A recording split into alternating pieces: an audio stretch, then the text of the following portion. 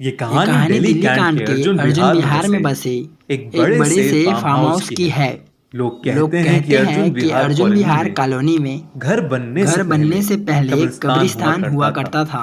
और कई कई लाशें लाशें आज आज भी भी उन घरों उस के घर नीचे के नीचे दफन दफन है। है। इन सभी इन बातों सभी से बातों से अनजान विनोद और विनोद और उसकी उसकी फैमिली, जिनका अभी जिनका अभी अभी अभी दिल्ली दिल्ली ट्रांसफर ट्रांसफर हुआ था, वहां वहाँ रहने रहने आए। आए।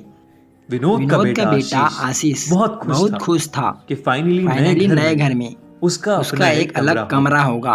उसके उसके कमरे की खिड़की के बाहर फूलों से सजा घर का गार्डन दिखता था। वो वो अपने नए घर को लेकर काफी एक्साइटेड था।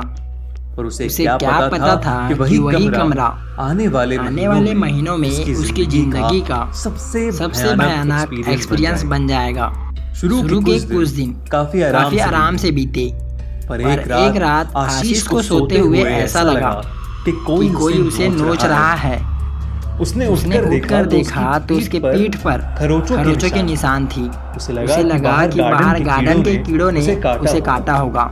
और यही चेक करने के लिए उसने आसपास नजर घुमाई, पर वहाँ कोई कीड़ा नहीं था।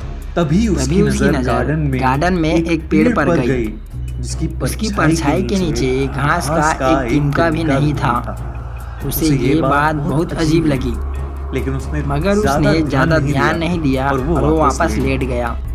एक रोज आशीष के पेरेंट्स घर से बाहर गए थे और वो घर पर अकेला था। वो अपने कमरे में बैठकर टीवी देख रहा था कि अचानक उसे किचन में बर्तनों की गिरने की आवाज आई।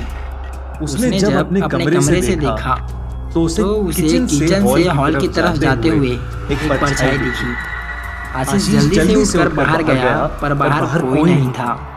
जब वो वापस अपने कमरे में गया तो उसके रोंगटे खड़े हो गए। उसने देखा कि गार्डन के पेड़ के एक बड़े से टहनी पर एक लाश लटकी है जो पलक झपकते ही गायब हो गई। आशीष ये देखकर बहुत घबरा गया था। जैसे ही उसके पेरेंट्स वापस आए तो उसने सब कुछ बताया, लेकिन अकेले में आशीष डर गया होगा। ये सोचकर उन्होंने ज्यादा ध्यान नहीं दिया। जैसे जैसे दिन बीतते गए वैसे आशीष की तबीयत खराब होती चली गई। कभी बहुत तेज बुखार तो कभी जोरों से ठंड लगना। ये सब आम बातें हो गई थी। आशीष की तबीयत डॉक्टर को दिखाने के बावजूद भी ठीक नहीं हो रही थी। एक रात करीब 3 बजे रोड के कमरे के दरवाजे पर जोर से ठक ठक होने लगी। विनोद ने दरवाजा खोला तो वहाँ उनकी काम वाली मीना ताई खड़ी थी, जो उनके घर में उनके साथ रहती थी। मीना ताई काफी घबराई हुई थी और उन्होंने बताया कि किसी ने उसके रूम में आके उसका गला दबाने की कोशिश की और उसे घर से दूर चले जाने की चेतावनी भी दी। तभी आशीष के कमरे से जोर से चीखने की आवाजें आई।